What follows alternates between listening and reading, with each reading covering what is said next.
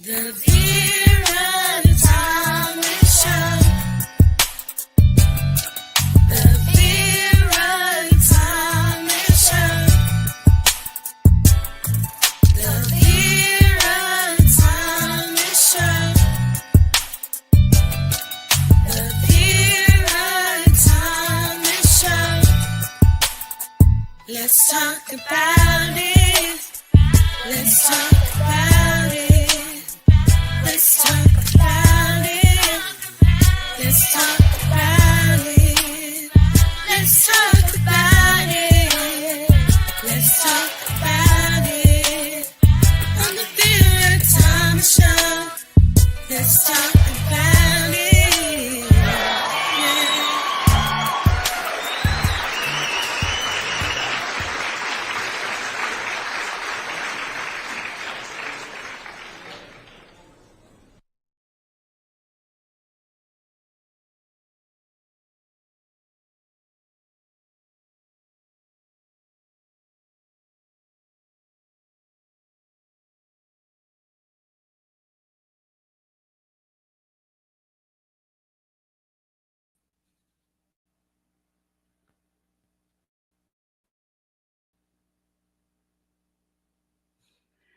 Hello, hello, hello. We're having some delayed reactions right now. So just bear with us. I am so excited about my guest tonight. So let me pull her up. Hello, hello, hello. Veronica, what's happening? I can see you. How are you? Okay, hi, how are you? I'm doing absolutely wonderful. Thank you. I'm excited. How are you? I'm excited as well, and thank you for this opportunity to be a part of your Well, show. you look absolutely wonderful. It's been a long time and well, I'm so happy that you're here. And were you my first guest on my very first show Yes, yes, back in indeed. 2021. Yes, Oh many my years ago. God. And now here you are today.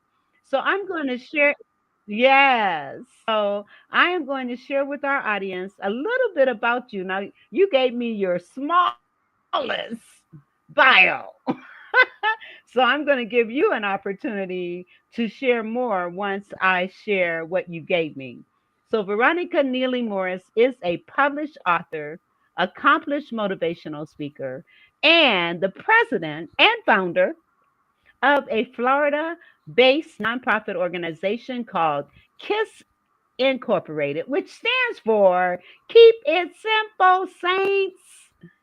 And she has over 3 decades of experience as a medical professional licensed to practice in 13 states. She holds a bachelor's and a master's and is pursuing her PhD in philosophy, specializing in holistic health. Veronica is a recipient of the prestigious Presidential Lifetime Achievement Award presented by the Texas Navy Seahorse. Congratulations! And she Thank is you. dedicated to empowering others through education, leadership, and fostering personal and professional growth. Well, I am just so excited to have you here. And what I'm going to do, because we've got so much to talk about, but I'm going to give you the floor and let you share a little bit more about you.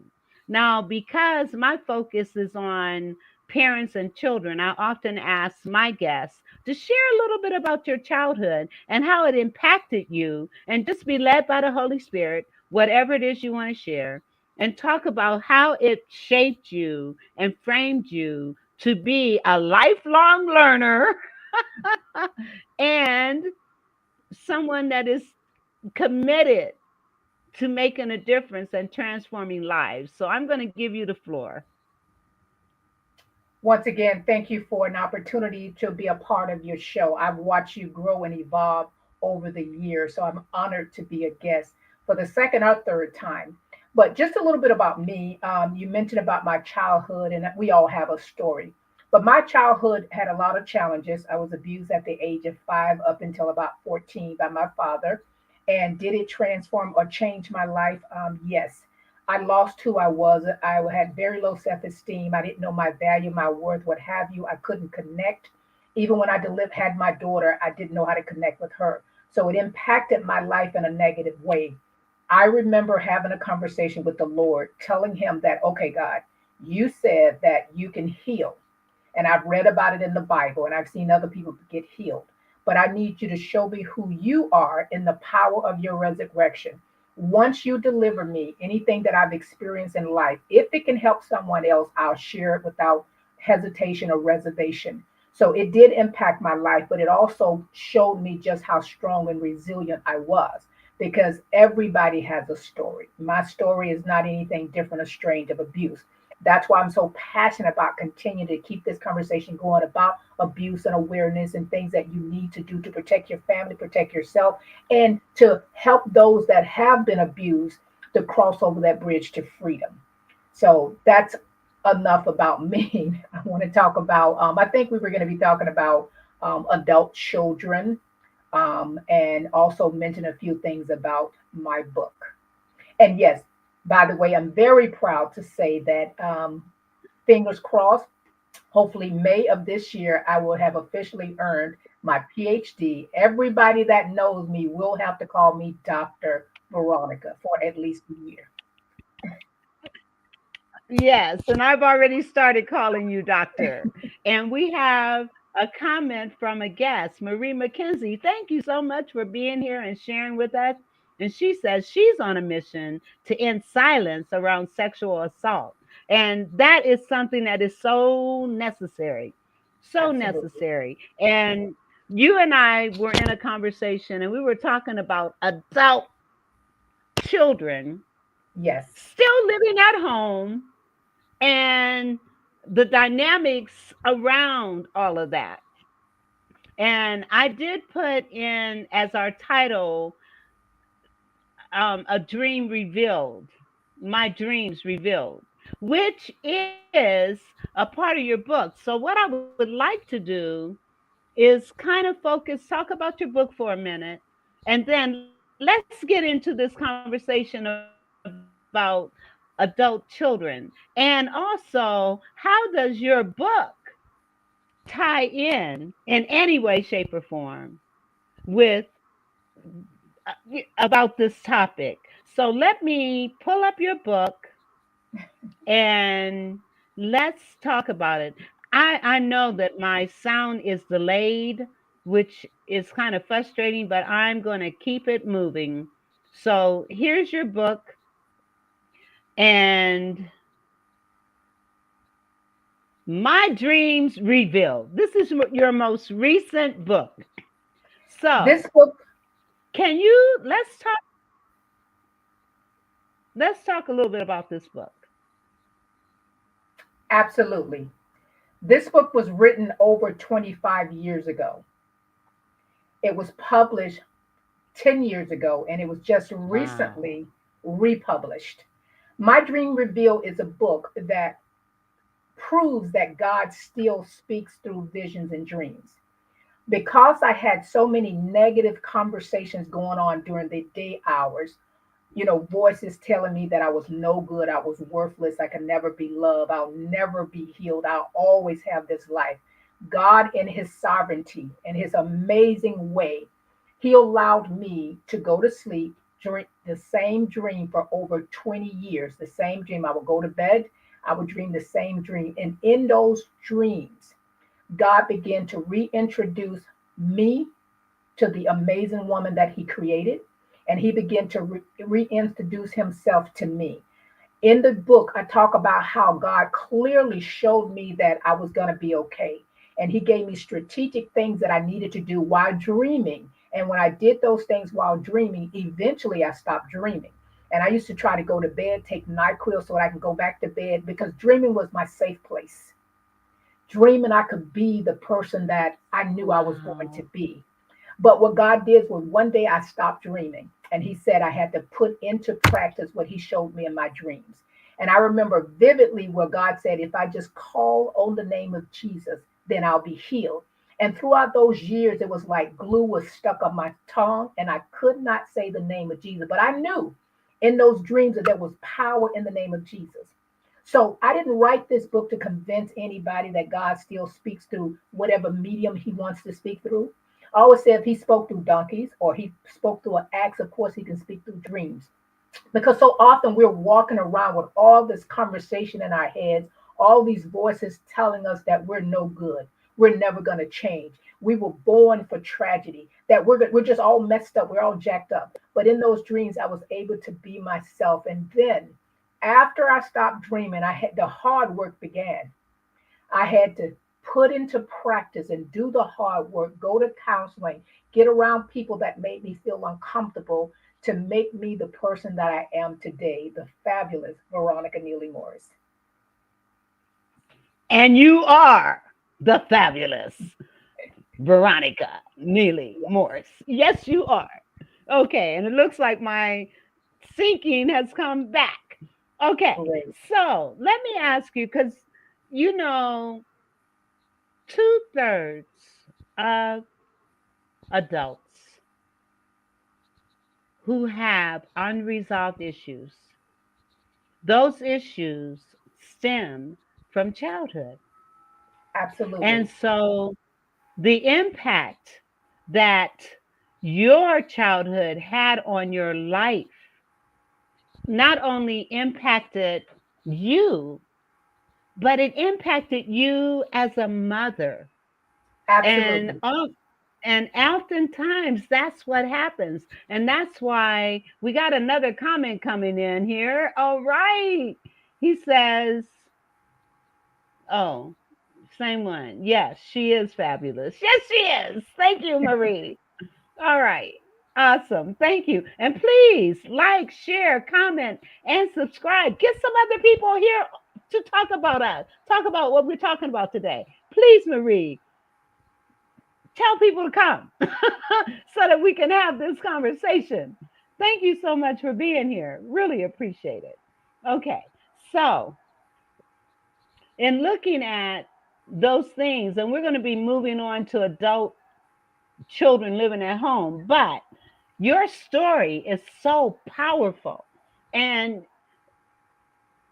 just yesterday, I was talking to a young mother, 25 years old, 2-year-old daughter, and she told me about how she recognized that there was a man paying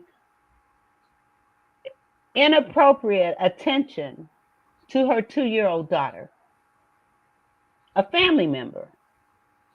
And what she did, she told them, do not touch my daughter, do not kiss my daughter, do not put my daughter in your lap, do not have anything to do with my daughter. Now, the person happened to be in a relationship with another relative in her family, and that relative told her she was a bad mother and threw her out of the house. Mm. It happens all the time. And, I'm so proud of her. There was a young lady on the line. Her name was Marie McKenzie. And if she's big on child abuse prevention and sexual abuse. She's actually an RN, and she just happened to be a part of my board. Thank you for tuning in, Marie.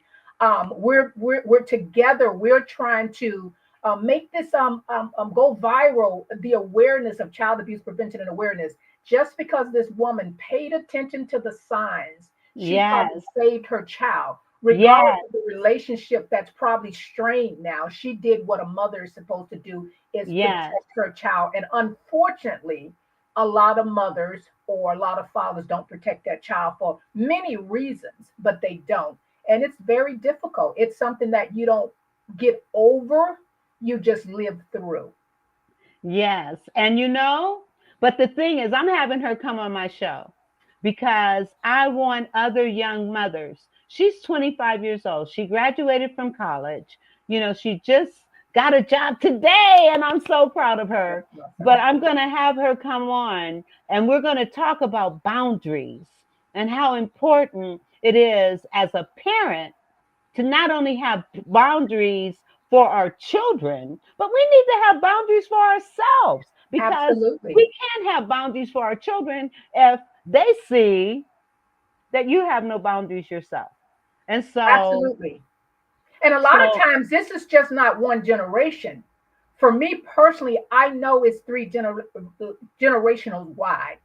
I made a point to say that I am going to protect my children and my grandchildren, and I am going to tell and talk about it and share about it, not to point fingers at anybody, but I no, want people to know that you have to be in tune to what's going on in your house. And we can no longer use the whatever goes on in this house stays in this house because there's no, so many people that are broken that look good on the outside, highly credentialed, educated, and they're a dead man walking. I was yeah. that person. And it's so sad. And it just leaves a heavy heart to know that there are children out there that are innocent and being abused in so many ways. Mhm. And it's got to stop. And so the work that you're doing is phenomenal. The work that you're doing is necessary. The work that you are doing is going to transform lives. So I appreciate you, Veronica. I love you, Veronica, and I appreciate all the work that you're doing. And I know we met what 4, 5, 6 years ago, At least seven. at least At 7 years at ago, least 7 years ago. and I want to publicly Because you used to be a part, you were a part of the board for quite a few years. Yes, I And was. you did a lot of instilling your greatness through the organization. So you were phenomenal when you were part of the board. But I know because you were in Atlanta at the time Yes, and you were doing your own thing, you had to step down. But we really appreciate the work that you did. So you're a part of this. I am a part of it, and I feel a part of it. And you know, I know that our past does not define our future.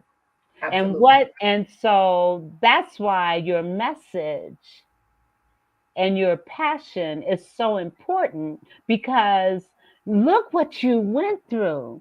And people don't have no idea what all you went through on this show. I have an inkling, but to go through all the things that you've gone through and it's come up working on your PhD. Absolutely. And I did that for myself because having a PhD didn't make me smarter. It didn't make me better. It was a life goal for myself because I remember God saying that I can do anything I want to do. I have to just put the work in. Now it's been a 5 year journey, but I'm here. I wrote that. I did that to say it. You don't have to be smart, even though I am smart. You don't have to be smart. You just have to be intelligent, and we're all intelligent. Intelligence simply means the ability to learn, the ability to apply yourself. There are so many stories that are so worse than mine, and people that are stuck. And let me tell you, myself, Marie, let me just say that from Stuck to Limitless is the young lady that was on the show, Miss Marie McKenzie's brainchild. She reached out to me probably about 4 years ago and invited me to be a part of this beautiful anthology. And there's a list of women and men that participated in this here. And I think I sell more of those books at the bookstores and the book shows that I go to because there are some powerful stories of just resilience. We are born with resilience, even if we don't think we have it. When you look at myself, when you look at you, when you look at Marie, when you look at a lot of these individuals, they don't look like what they've gone through. That's Thank why you, we are Lord.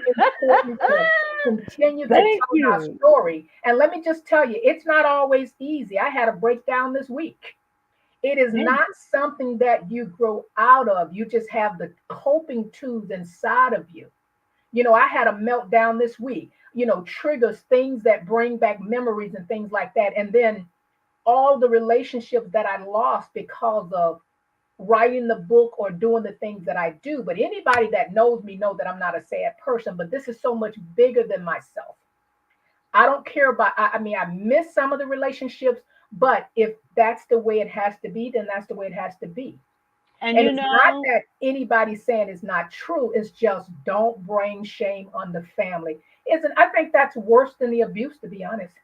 And you know what? I can so relate to that because I have some writings that I've done regarding myself and the Mhm. things that I've gone through, and I've been asked not to share that information because it will shed some light on some things. And I'm praying about that situation. But sometimes, for our own health, Yes. mental, physical, and emotional health, sometimes we have to let go You of have to. those of You those. cannot hold this stuff in. I remember growing up at the age of about 16. I was never a street girl or a bad girl or anything like that, but I didn't want to feel anymore. I didn't want to hurt anymore. You hurt so bad that you no longer have tears. And I remember going over to a friend of mine's house and they were smoking crack weed or something like that. And I've always known that whatever dirt I was going to do, I was going to do by myself so nobody could point fingers at me. So as they were in their, I guess, their high slooper, I went and I hit, I think it was crack. And let me tell you, and listen to me when I say this, that one puff, that one hit felt better than 3 orgasms and the Holy Spirit combined Woo! for about 6 seconds. Now, listen to me. I knew because I've always had an inward witness. I knew that I could not afford to be a crackhead. And I immediately told God, if you take this taste away from me, I will never touch it again. And I didn't because at that moment, it felt so good. Listen to me. I would have slept with a boy, a girl, a cat, a dog. That's how good it was. Everything was lit. But I said that quiet prayer to God. And I was 16 when I said that. I've never touched another drug again. And the person that I was at her house, she's been on drugs and on methadone since that time. So Wow. don't tell me what God won't do. That's why I don't No. judge people in the street because that could have been me. Only by the grace of God. I wake up every morning saying, God, it's not that I don't deserve it because I do deserve it because I'm your child, but I'm so grateful that you brought me through. So there are no secrets in my life. If it can help someone, I'll tell it because And God changed me, not man. oh my God. And see, knowing that you could have become susceptible to Sure. that drug, especially with the impact that it had on you when you first tried it. And Oh, even from a personal perspective, I had a close family member mhm. that got caught up in that. And thank God they were able to get away from it and be free of it for many, many, forever, until they passed away of cancer. Mhm. But um knowing that God had your hand even at Absolutely. that time. He Absolutely. had your hand, and Maria is saying she laughed about the drug thing, and then your story is powerful, Veronica. Yes, it is. Yes, it is. And like you said, we all have a story, We all have a and story. all those stories are relevant to our experiences. Absolutely. And even though people may not have gone through what you've gone through or even what I've gone through, their story is still valuable. Their story is Absolutely. still important. Their story is still necessary in order to move forward and move Absolutely. beyond because our past does not define our future. And I am Absolutely. so grateful for that. And for you to Absolutely. know the power of the Lord and his hand being on you. Absolutely. That is why he has destined you to not only tell your story, but to show others how they can be transformed. That Absolutely. is amazing. Absolutely amazing. And we're going to get in that subject matter that we really want to talk about Yes. because it is so important. But before we do, I'm going to take the next few minutes to just kind of introduce your other things. Now, you are the founder and president of Keep It Simple Saints. You want to tell us a little bit more about this organization? And I can speak from experience. It is an awesome organization. Absolutely awesome. So I'd like for you to just kind of take a few minutes and share with our audience a little bit more about Keep It Simple Saints. Absolutely. Keep It Simple Saints. I came up with that name because, in my opinion, Christians complicated this Christian walk. And I think they complicated a lot of things. I think being saved is just having a personal relationship with God, and He will give you what you need to do. So, Keep It Simple Saints ministry in the sense of community service. We have three initiatives. We have the scholarship program where we give out scholarships every year. It's called the Precious C Scholarship, C in the sense of the letter C. We see potential in all students. And then we have the RJ Level STEAM Scholarship, which was created after we lost our wonderful grandson at the age of 18 years old in a tragic accident on his way to becoming an aerospace engineer. Then we have the Let's Keep the Conversation initiative, where we have the platform where we speak, we listen, we learn. Once a year, we have a live coaching 101. And then throughout the years, we have like in April when we talk about childhood prevention and awareness, things of that nature. Now, the good news is we are going to be rebranding, and our new name will be the Esther Alliance instead of Keep It Simple Saints Ministry. Esther, because my real name is Esther, but I hated that name because it reminded me of the lady on Sanford and Son. If you remember the show, she was a fake Yes. Christian, right? And Yes. then when she would leave the room, everybody would say this thing that stuck to me. She's ugly from her bones, not just ugly. So I felt like her. And I remember her not really having really good friends. So I hated that name. It wasn't until I started really getting into the word of God and sitting down and being quiet, because I had a conversation with God. I don't want to get in another prayer line. And I have a chapter in my book called Standing in Line number 99. Because every time there was a prayer line or often to be given for healing, I did it. I should have stock in oil, not baby oil like P. Diddy, but because I Oh my wanted to be goodness. delivered. I remember hearing a reading. It says, "Eat the word," and I literally took an old Bible and I tore the pages out of the Bible and I ate the leaves because I Oh wanted my to eat the word. God. I wanted the word. See, I did it out of ignorance, but it was sincere ignorance. Did it change my life? Yes. In one way, it made me constipated. But I kept going to God to say, no, these are real conversations I had with the Lord. What does normal feel like? And the Lord let me know there was no such thing as normal. And I said to God, I need you to deliver me. I don't want anybody else praying for me.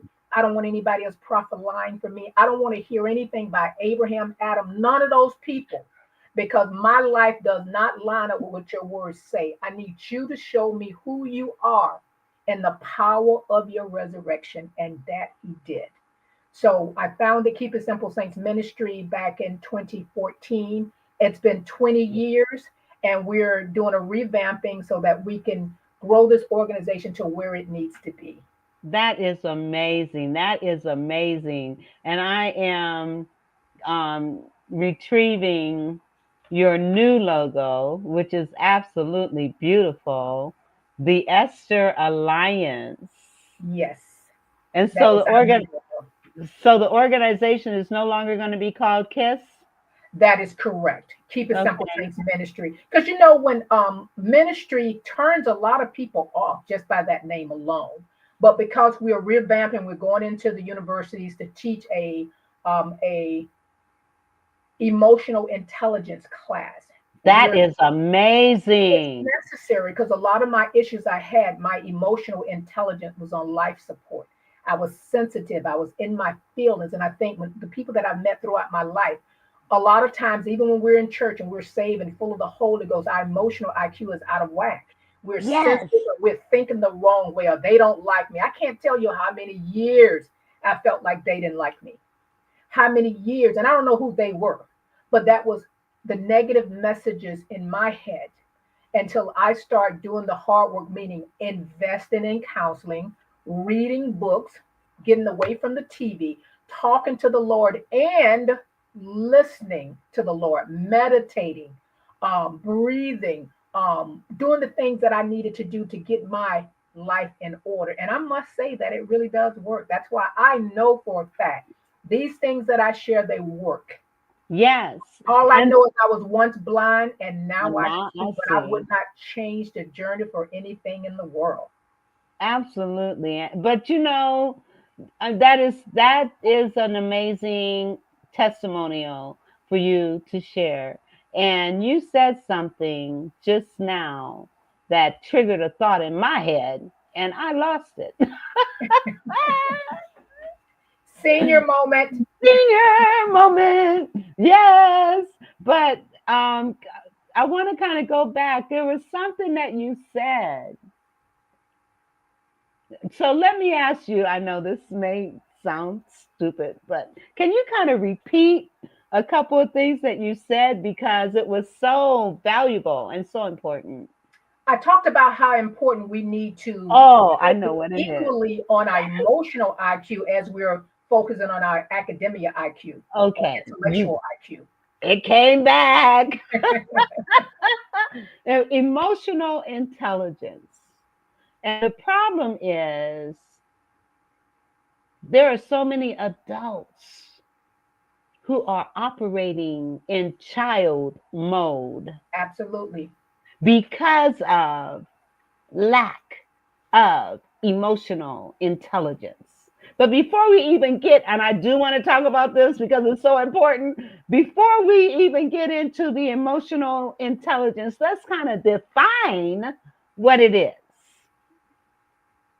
Emotional intelligence, by definition, is your ability to manage your emotions and also, to a large degree, manage other people's emotions.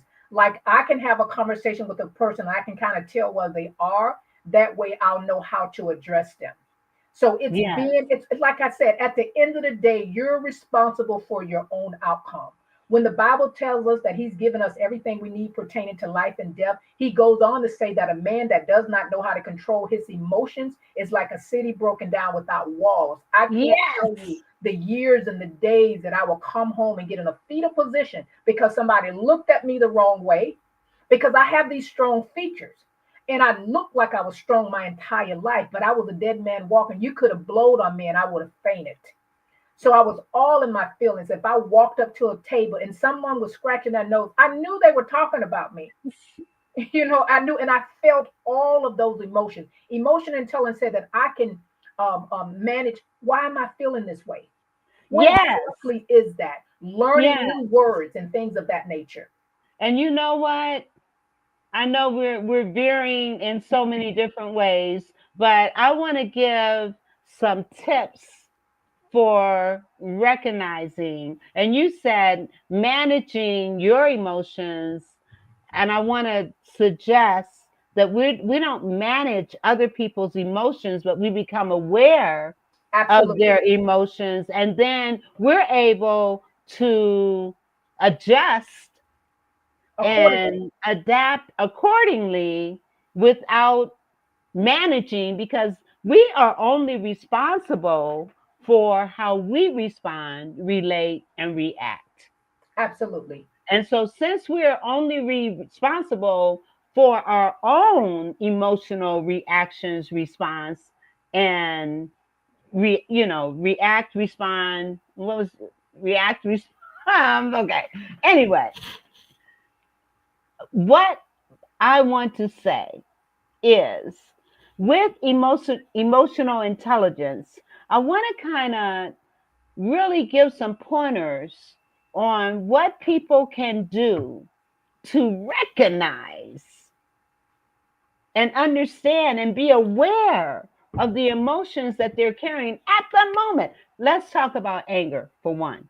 Okay. Now, when we are becoming angry, there are not only emotional ramifications, but there are also physical Absolutely. ramifications. So, when a person becomes angry, you can actually feel that fire boiling up inside of you. You can feel the rage boiling up inside of you.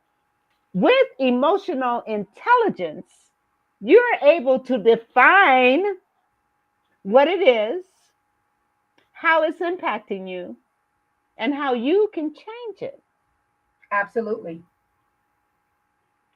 And so anger is just one of the things, but in regards to all emotions, understanding how you respond, react, and relate, that was the other word, how you respond, react, and relate to your emotions can make all the difference in how you impact, relate, and respond to other people.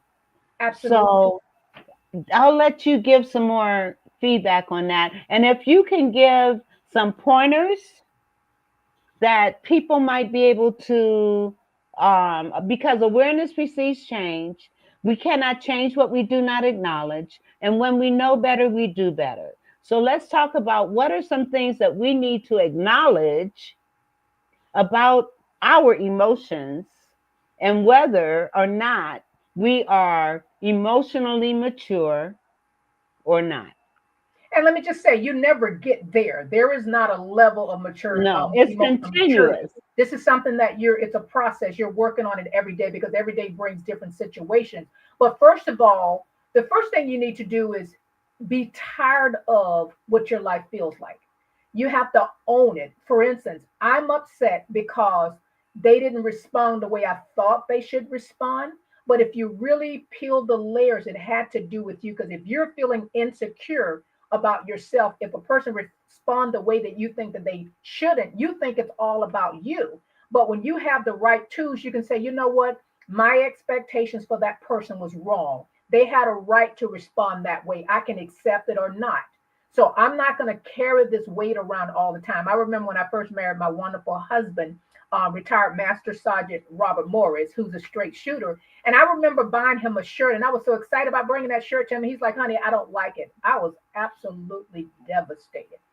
I heard him say, you about the dumbest wife I have ever seen in my life buying me this so cheap, raggedy Even shirt. though that's not Take what he your said. raggedy big nose, knock me self home and return that shirt, heifer.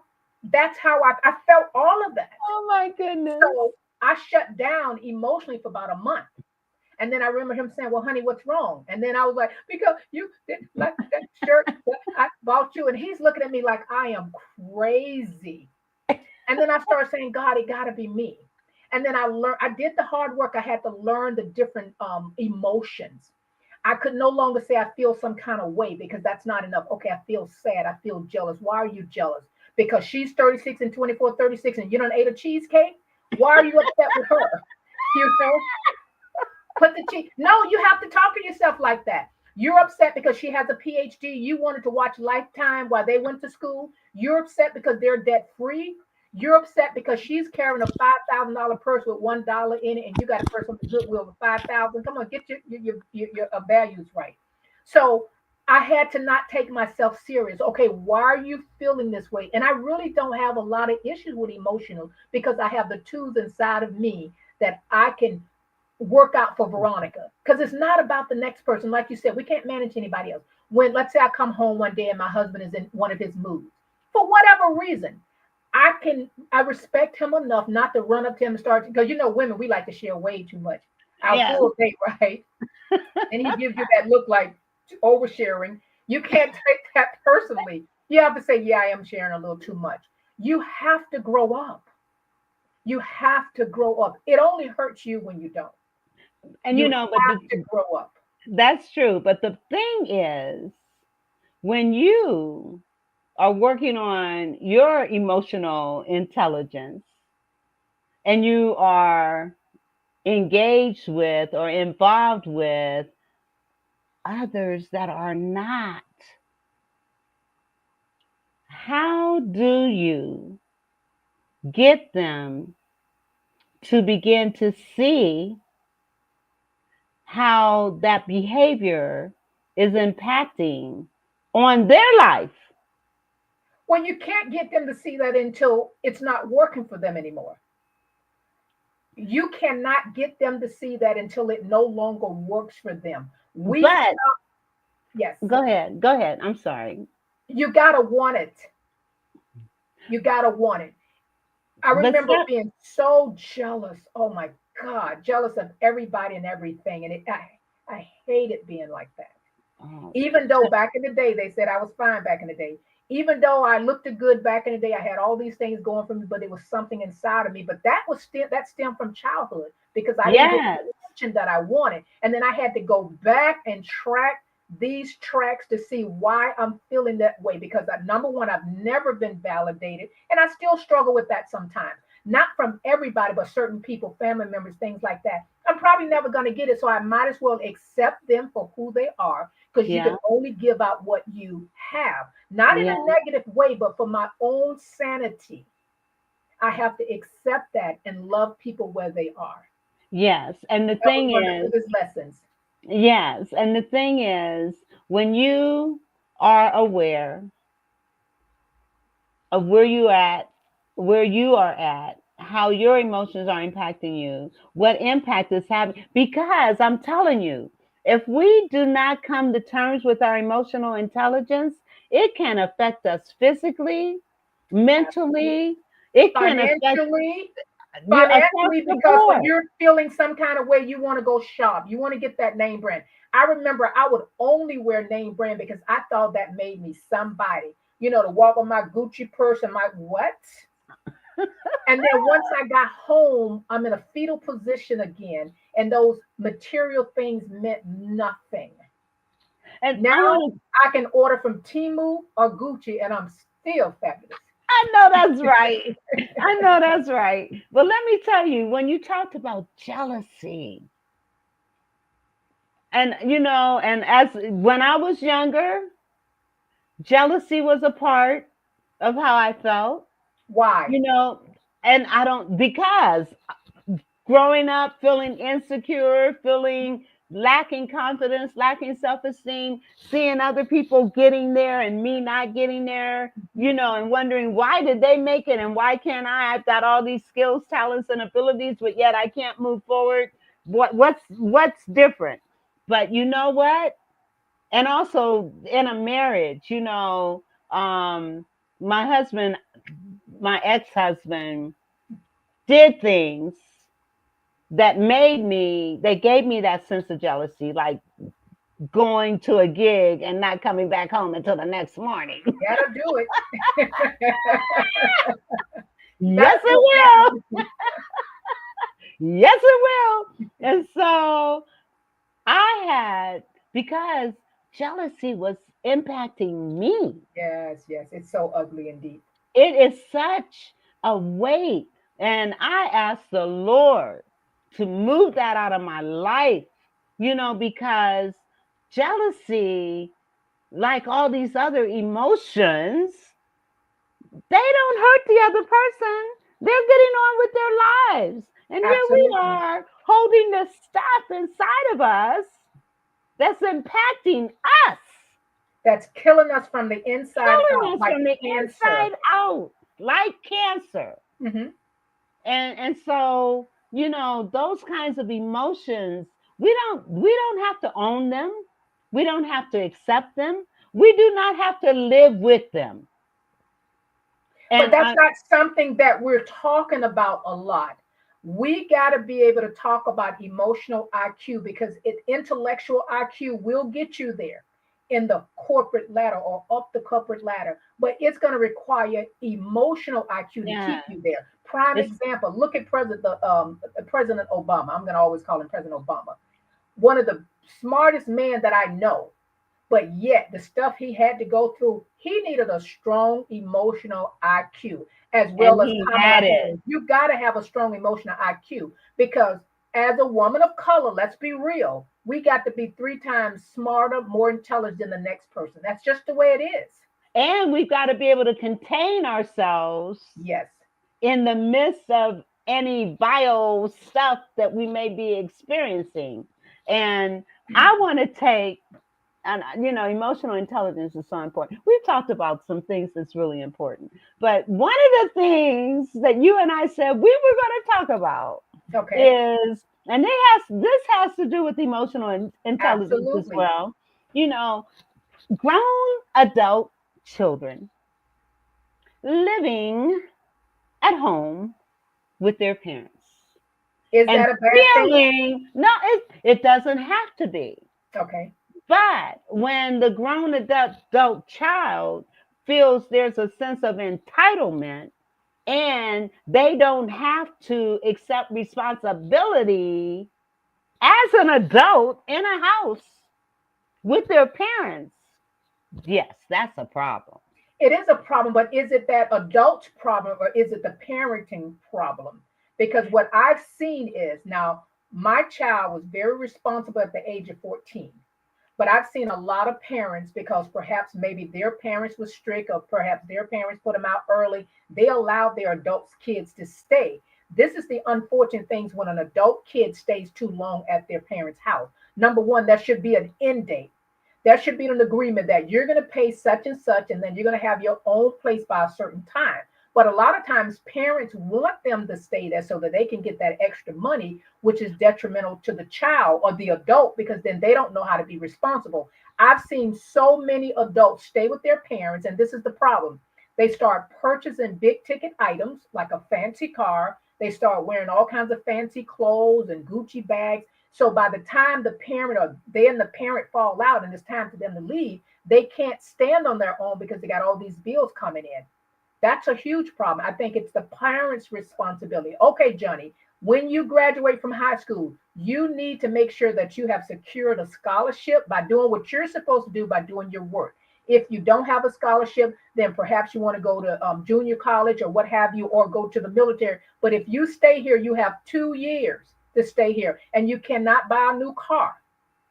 These are some things you have to be home at a certain time, and then do a contract with the end date. Okay.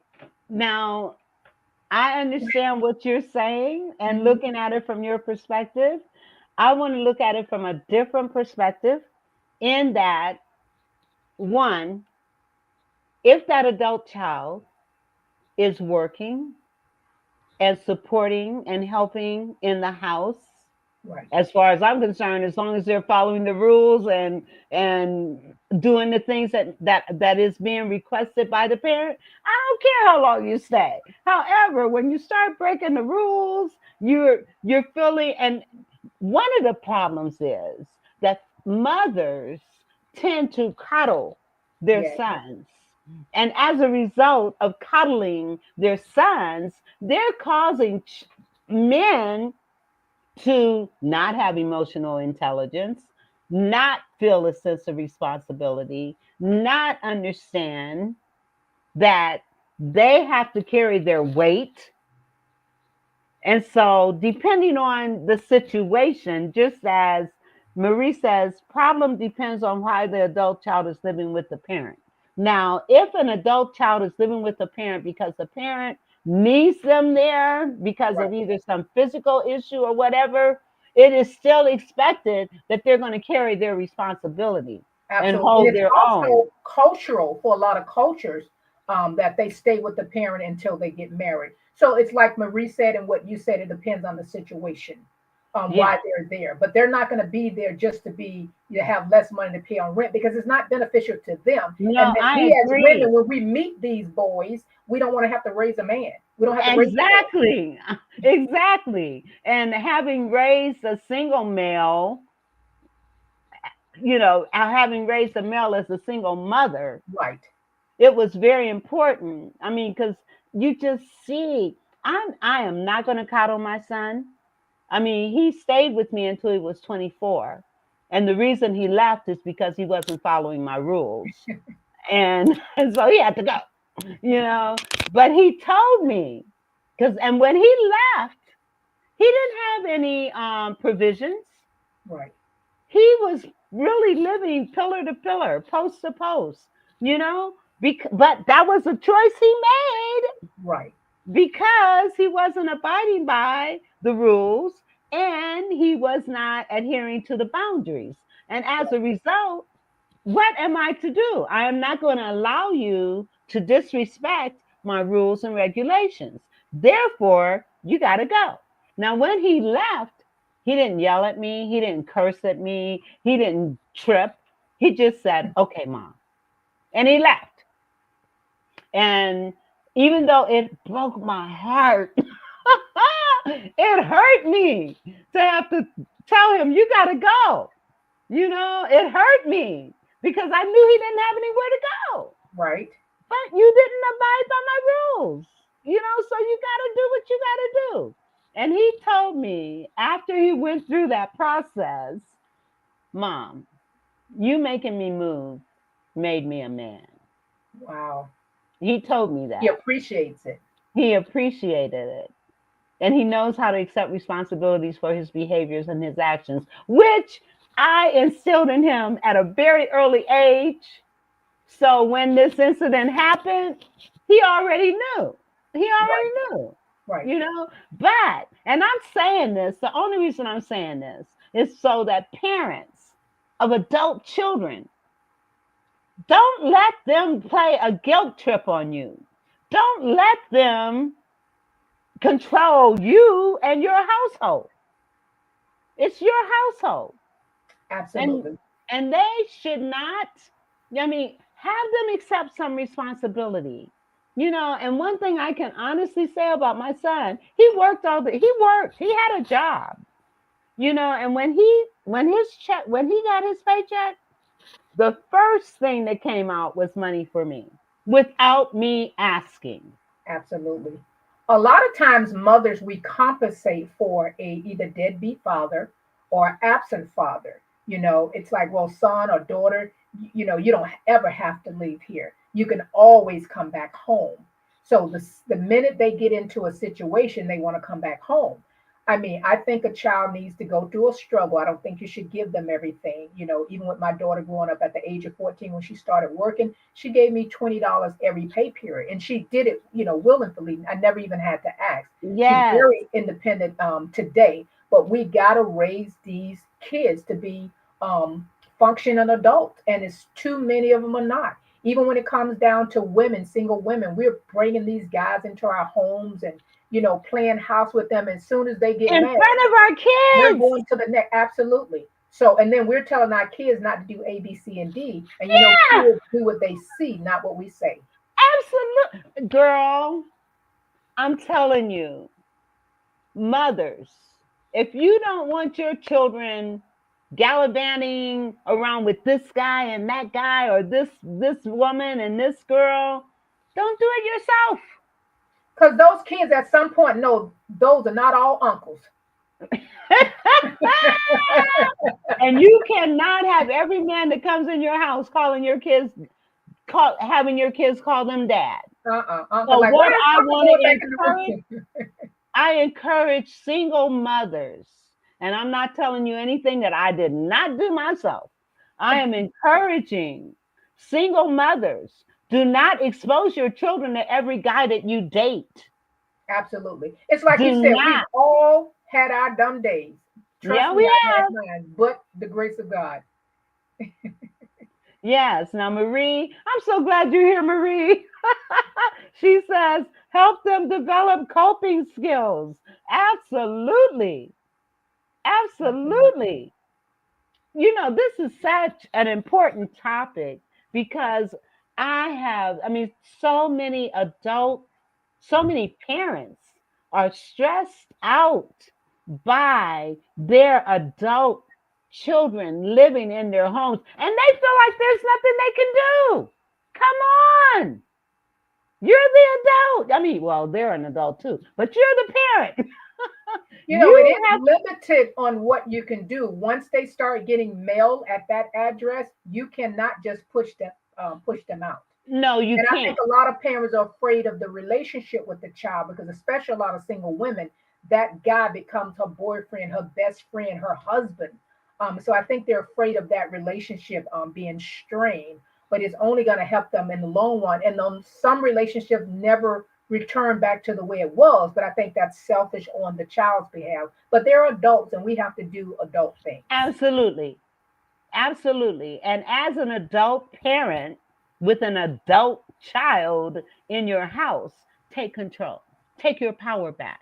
Well, once they're adults, we can't parent them anymore. No, you We've can't. already parented them. Now Absolutely. you gotta, you can stay here for another year. This is what you need to do. You're gonna have to pay this amount of money here, even if we give it back to them, because a lot of times we Yes. collect the money and give it back to them. But you're gonna have to figure out a way to sell your car. You can't be driving a Mercedes staying with me, because that means you're gonna be here forever. Because that's what you see, and then then he's dating someone or she's dating someone, and they think that they've met someone that's successful. When the Right. truth of the And they're matter living is, with their you're only giving mom. your mama $800. Then you mad because I won't let her stay tonight. No. Oh, that's another thing. That was why my son ended up leaving, because I told him his little girlfriends would come over, and I would be really clear, and I would be really nice, and I would say to them, "You are more than welcome to visit my son in our house, but you cannot stay here." But what was happening was, That after back I went door. to bed, my son was like, "You can stay here, no problem." Well, he did that one too many times, Mm, and it's like, you gotta go, because you're not abiding by my rules. You don't see me doing what you're doing, right. so why would I allow you to do something that I'm not doing myself? So you gotta go. And like I Absolutely. said, he was very, very polite, very cordial, very respectful. That's the word. And said, "Okay, mom." And I can't only imagine how he felt, because where was he going to go? But But he did what you raised him to do. He figured it out. And I know a little bit about your son. You guys have a great relationship we today. do. Yeah. We do. We have an excellent relationship, you know, and so even if you throw them out, it doesn't mean that your relationship is over. It depends on how you do it. But if you've already laid some boundaries and laid some guidelines, and you've been very clear, and those boundaries are not adhered to, then parents, you got to make a choice. I remember, oh my God, there's so much more. We've only got 3 minutes. Can you believe we only got 3 minutes left? And there's a couple more things that I want to share. You've got your My Dreams Revealed journal. Talk about that. And I know Absolutely. I just, Growing up, we didn't have, children were seen and not heard. And I found that I was able to, what we call back in the day, defrag, get the stuff out of me that was killing me. I could write it down on paper. I can be honest with myself on paper. I didn't have to agree with or explain what I was writing. If I felt ugly and dumb and stupid, I could write those words down. And once I got it out of my system, then that made me feel better. And I just started doing yes. it. That was And my therapy. That's where the books came about, because I never intended on being an author, because I never thought I was good enough to write. But I realized that you don't have to be super smart to write. You just have to have a story and put it on paper, because there's always someone out there that can help you. It's a process. Just talks about my life, being abused at the age of 5 up until about 14, how the different path that I took in life that led me to where I'm at now. Healing is a process. Forgiveness is a process. Life is a process. Anything that's worth having, it's a process. It's not a place that you reach, but it's a process. It's ongoing. Whether it's, and yes, go ahead. It's ongoing. well, it's ongoing. Whether it's, what was you getting ready to say? Whether it's whatever in life is, whether you're academics, emotional, financial, it's an ongoing thing. It's about growth and a continual learner. You're always learning and growing. You're learning about yourself. You're becoming a better representation of Veronica. I am the most important person in my life Yes. first. And you Then know everybody what? else comes second. Exactly. But so often, as a matter of fact, I co-host another show on E360 TV Okay. called called Children's Lives Matter. And one of the things that we talked about today was that self-love, Yes. and how with self-love you can't constantly pour into other people, pour into other things if you are not pouring into yourself.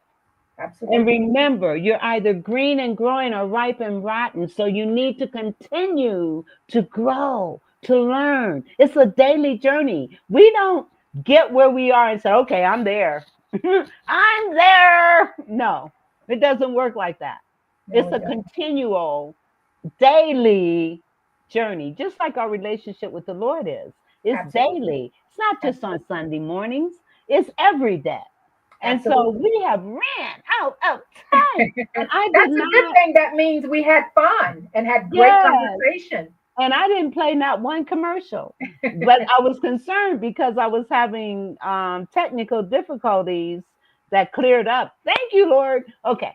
Anyway, I know we're running out of time, but I'm going to give you the final word, and then I'm going to say to our audience, I will see you on Thursday at 7 o'clock. Thank you so much for being a part of my show. And please like, share, comment, and subscribe, and let other people know about the Vera Show. We'd love to have you be a part of what it is that we do. And you can support us in many ways, but I'm not going to talk about that tonight. I'm going to give Veronica the last word. Absolutely. Once again, thank you so much for giving me this opportunity to be a part of your show. And again, please support the Vera Thomas Show. As she said, like, share, comment, subscribe. She's been doing this faithfully for about, I think, 6 or 7 years. So I'm so proud of her. Five, Thank you five. again. And tune in for when are you on the air again? I'm on Thursday. Thursday. So we'll see you on Thursday. Yes, and please go to keepitsimple.saints.com or call 401-953-5554, or go to Amazon and get her books. Well, listen, thank you, Veronica. Love you so much. And I'm looking forward to 2025. We thrive in 2025. Absolutely. We got another, she says, great show. Thank you. I would love for you to review my show. You can do so. I'm going to send Veronica the link, and then she can share it with you. But Okay. thank you, Marie. You're I'm looking welcome. forward to meeting you at some point. Thank you, Veronica. And You're welcome. I'll say to our listening audience, we will see you on Thursday. God bless you. Have a great Wednesday, and see you on Thursday. God bless. And if you would hold on, I would appreciate it. Bye bye. The Vera